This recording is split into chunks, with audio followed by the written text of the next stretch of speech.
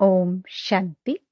2 अगस्त 2020 अव्यक्त बाप दादा के महावाक्य। ओरिजिनल डेट 1 मार्च 1986। होली हंस बुद्धि, वृत्ति, दृष्टि और मुख। आज बाप दादा सर्व होली हंसों की सभा देख रहे हैं। यह साधारण सभा नहीं है, लेकिन रूहानी होली हंसों की सभा है। बाप दादा हर एक होली हंस को देख रहे हैं कि सभी कहाँ तक होली हंस बने हैं। हंस की विशेषता अच्छी तरह से जानते हो।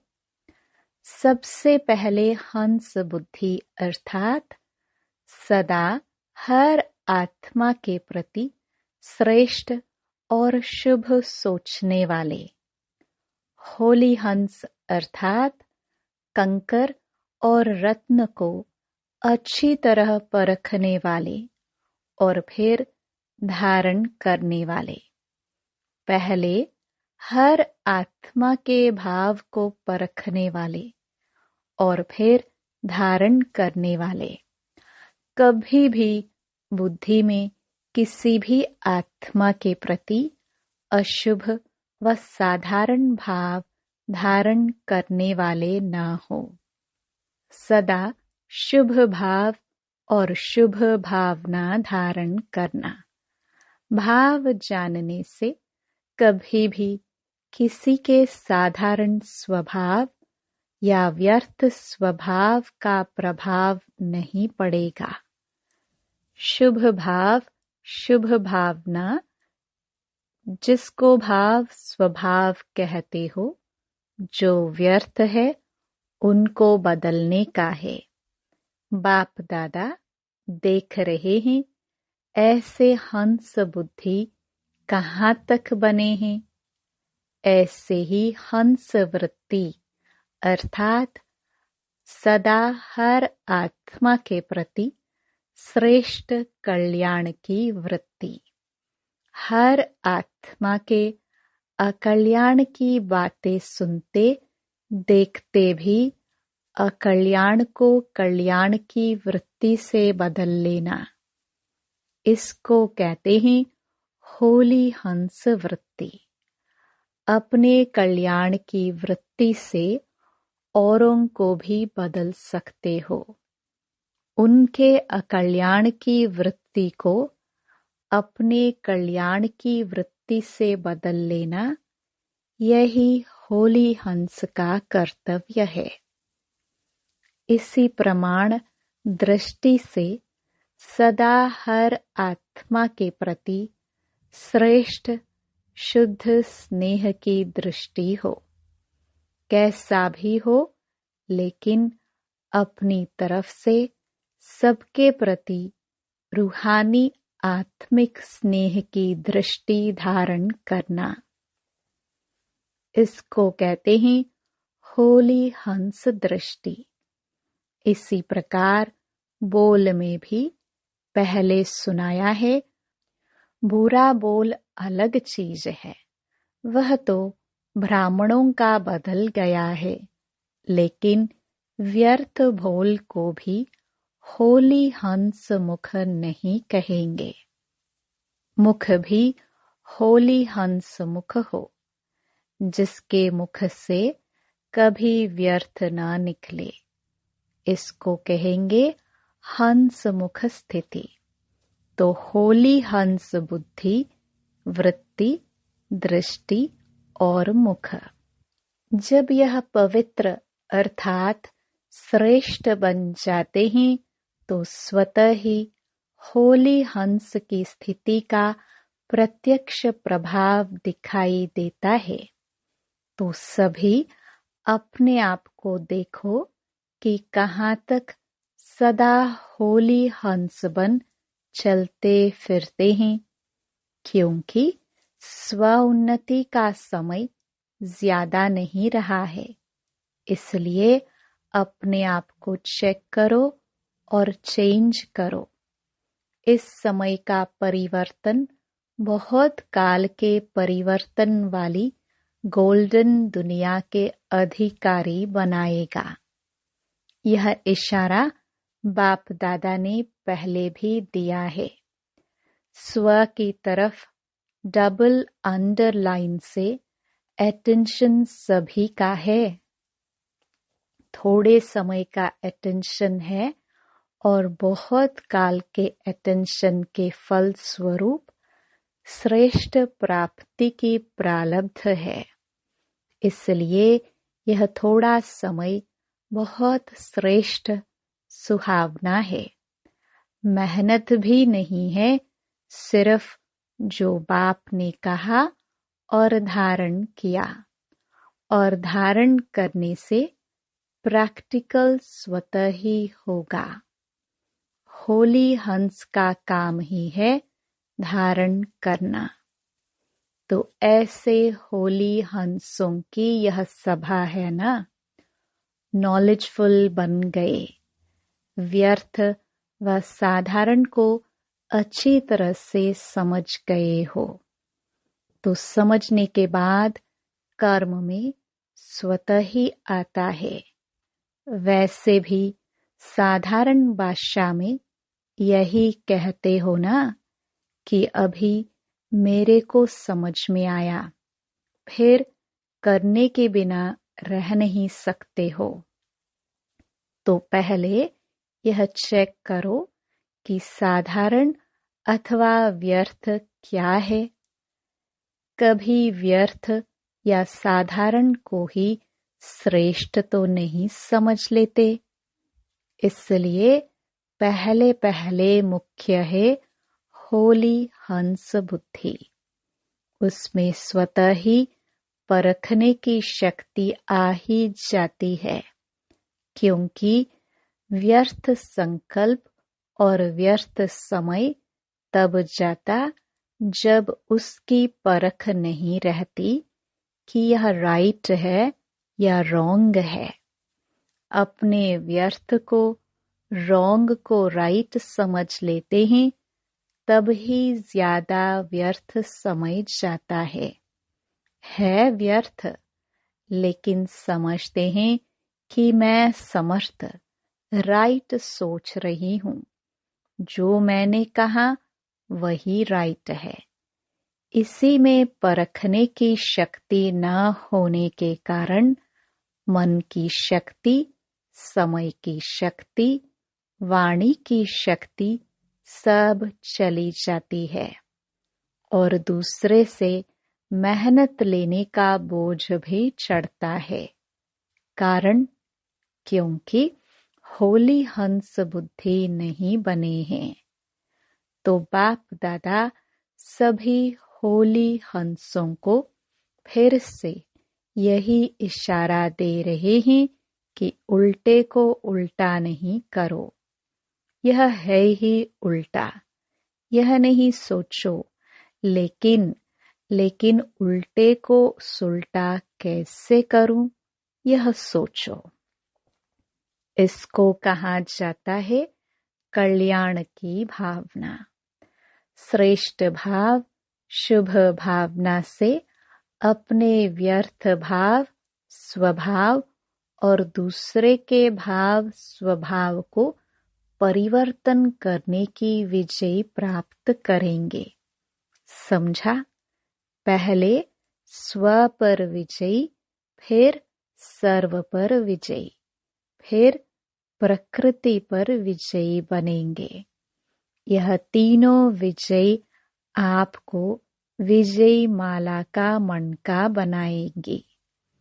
प्रकृति में वायुमंडल, वाइब्रेशन या स्थूल प्रकृति की समस्याएं सब आ जाती हैं, तो तीनों पर विजय हो। इसी आधार से विजय माला का नंबर अपना देख सकते हो। इसलिए नाम ही वैजयंती माला रखा है। तो सभी विजयी हो। अच्छा, आज ऑस्ट्रेलिया वालों का टर्न है। ऑस्ट्रेलिया वालों को मधुबन से भी गोल्डन चांसलर बनने का चांस मिलता है, क्योंकि सभी को आगे रखने का चांस देते हो। यह विशेषता है। औरों को आगे रखना, यह चांस देना अर्थात चांसलर बनना है। चांस लेने वाले को, चांस देने वाले को, दोनों को चांसलर कहते हैं। बाप दादा सदा हर बच्चे की विशेषता देखते हैं और वर्णन करते हैं। ऑस्ट्रेलिया में पांडवों को सेवा का चांस विशेष मिला हुआ है। ज्यादा सेंटर्स भी पांडव संभालते हैं। शक्तियों ने पांडवों को चांस दिया है। आगे रखने वाले सदैव आगे रहते ही हैं। यह भी शक्तियों की विशालता है। लेकिन पांडव अपने को सदा निमित्त समझ सेवा में आगे बढ़ रहे हो ना। सेवा में निमित्त भाव ही सेवा की सफलता का आधार है। बाप दादा 3 शब्द कहते हैं ना, जो साकार द्वारा भी लास्ट में उच्चारण किए। निराकारी, निर्विकारी और निरहंकारी। यह तीनों विशेषताएं निमित्त भाव से स्वतः ही आती हैं। निमित्त भाव नहीं तो इन तीनों विशेषताओं का अनुभव नहीं होता। निमित्त भाव अनेक प्रकार का मैंपन, मेरापन सहज ही खत्म कर देता है। न मैं न मेरा। स्थिति में जो हलचल होती है वह इसी एक कमी के कारण। सेवा में भी मेहनत करनी पड़ती और अपनी उड़ती कला की स्थिति में भी मेहनत करनी पड़ती।